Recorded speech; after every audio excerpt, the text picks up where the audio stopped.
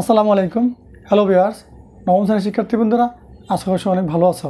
ধারাবাহিক আলোচনার অংশ হিসেবে আজকে আমরা 80 পৃষ্ঠার 5 নম্বর প্রশ্নের উপর আলোচনা করব। এই প্রশ্নটা অনেকভাবে করা যায়। আমি আমার মতো করে সহজ একটা ভাষায় তোমাদেরকে সমাধান করে সুন্দর করে বুঝিয়ে দিব। তো চলো এই প্রশ্নটা আমরা সবাই মানুষ করে পরে বুঝে তারপর প্রশ্নটা সমাধানটা বুঝে নেই।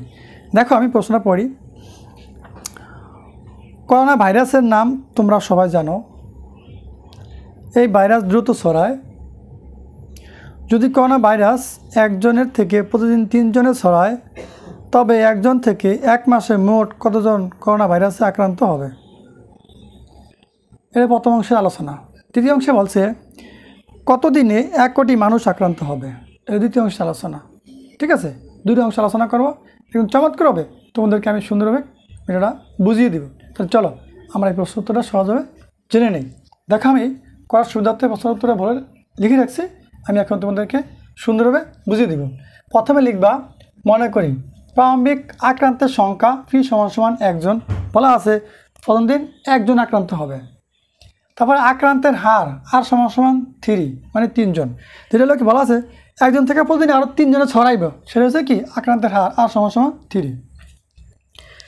তবে একজন থেকে এক মাস বের করতে বলছে। তার সময় n সমান 1 মাস। 1 মাসে কয়দিন? 30 দিন। ঠিক আছে, তাহলে আমরা লিখব কি চক্রবৃদ্ধি মূলধনের সূত্র হতে পাই এ সমান P into 1 plus R whole to the power n। ঠিক আছে, তাহলে এর হয়ে গেল, মানে এর মানটাই ওই যে মানটা বলছে বের করতে কজন আক্রান্ত হবে সেটি আমরা এর মান আকারে বের করব। তাহলে এই যে ফির মান হয়েছে কত জায়গায় 1 বসাইলাম, ইন্টু দিয়ে 1 এর 1 বসাইলাম, প্লাসের প্লাস বসাইলাম, আর এর মান কত আছে জায়গায় আর এর মান 3 বসাইলাম, হোল ফর n সমান কত আছে 30 দিন, এই 30 বসাইলাম।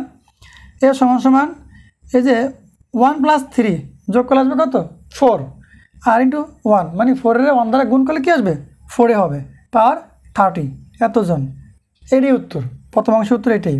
সুতরাং 1 মাসে মোট আক্রান্তের সংখ্যা 4 টু দ্য পাওয়ার 30 জন। ঠিক আছে, এই ছিল প্রথম অংশের উত্তর। এবার আমরা দ্বিতীয় অংশ আলোচনা করব। সেখানে বলা আছে যে কতদিনে 1 কোটি মানুষ আক্রান্ত হবে, সেটাও সময়কাল বের করতে বলছে। তাই আবার লিখব, মনে করি সময়কাল টি সময় পরে আক্রান্তের সংখ্যা এ সমান 1 কোটি। মানে কতদিনে 1 কোটি আক্রান্ত হবে সেটা বলছে এ সমান 1 কোটি। এটা ভাঙ্গা লিখলে 1 দিয়ে 7টা শূন্য লিখবা। ঠিক আছে, তারপরে অবশ্যই সূত্র হতে পাই এ সমান P into 1 plus R whole to the power T. ওই আগের মতনে এই জায়গায় এর পরিবর্তে বসাবা কি 1 কোটি সমান দিবা।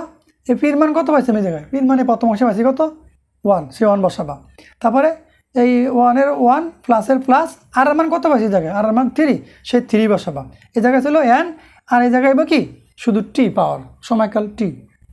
তাই একইভাবে এই মানটা বসাই দিলাম, সমান দিলাম এই 1 প্লাস 3 বা 4 ইন্টু 1 4 হবে, তারপর থাকবে কি টি। সেখান থেকে আমাদের কি বের করতে হবে কি যদি লগারিদম প্রয়োগ করতে হবে, তার জন্য কি এই টিটা আগে নিয়ে আসবো, তারপরে লগ প্রয়োগ করব। লগ এই 4 ভিত্তিক লেখার পরে তারপরে এই 1 কোটি বসাই দেবো পাওয়ার আকারে।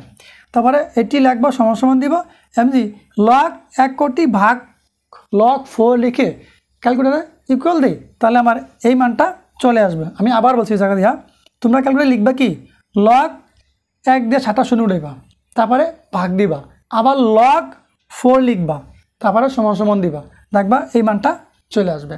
এটা কিন্তু 12 কাছাকাছি, এই জন্য কি টি এটা বলে 12 কাছাকাছি একটা মান বোঝায়, পরবর্তী সংখ্যা পূর্ণ সংখ্যার কাছাকাছি বোঝায়। এই জন্য 11.62 পরে আমার কি 12 লিখে দিয়েছি, মানে কি 12 বুঝেছি, কাছাকাছি বুঝেছি।